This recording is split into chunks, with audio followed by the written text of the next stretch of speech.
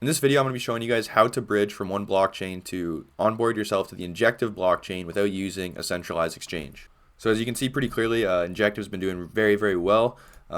Price is up since the beginning of December. It's up from like $18, $16 to $40. So it's just been really performing well.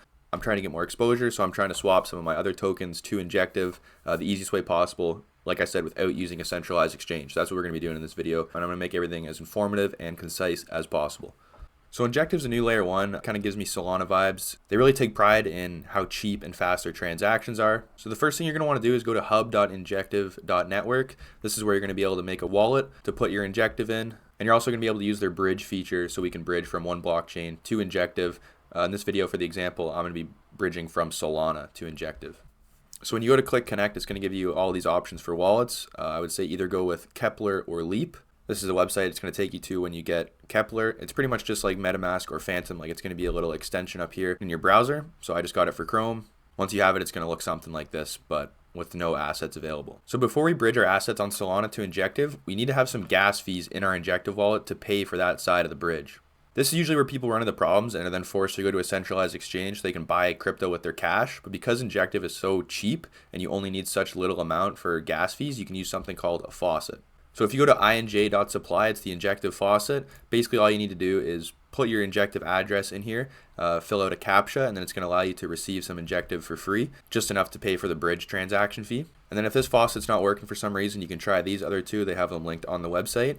And then if that doesn't work, I would say go to the Injective Discord and maybe see if someone can help you out and send you a little bit for transactions.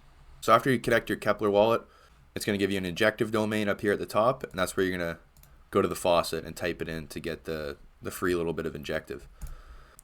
So now we should see in our wallet we have a little bit of Injective for gas fees. You'll see it in your Keplr wallet too. Now we're going to go to the bridge section here and actually bridge these assets.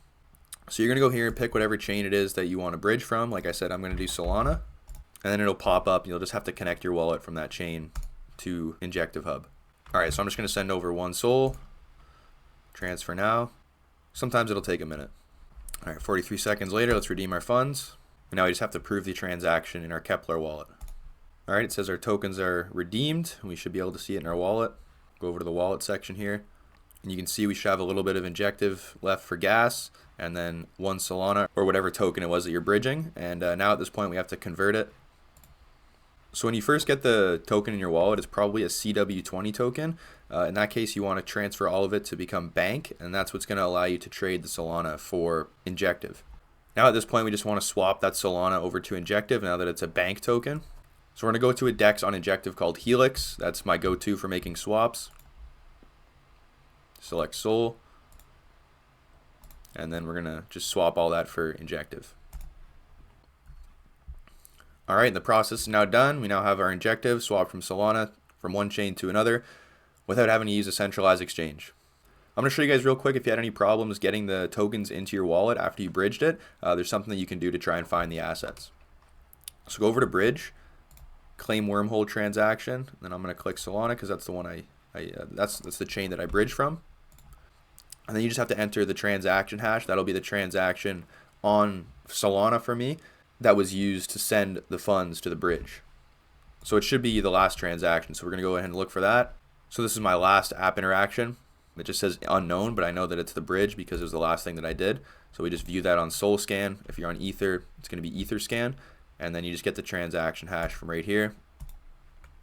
Put it into this box here. And then you should be able to redeem your funds if you had them lost.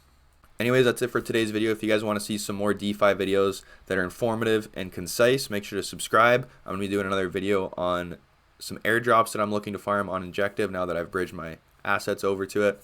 But anyways, thank you guys so much for watching and taking the time. Take care.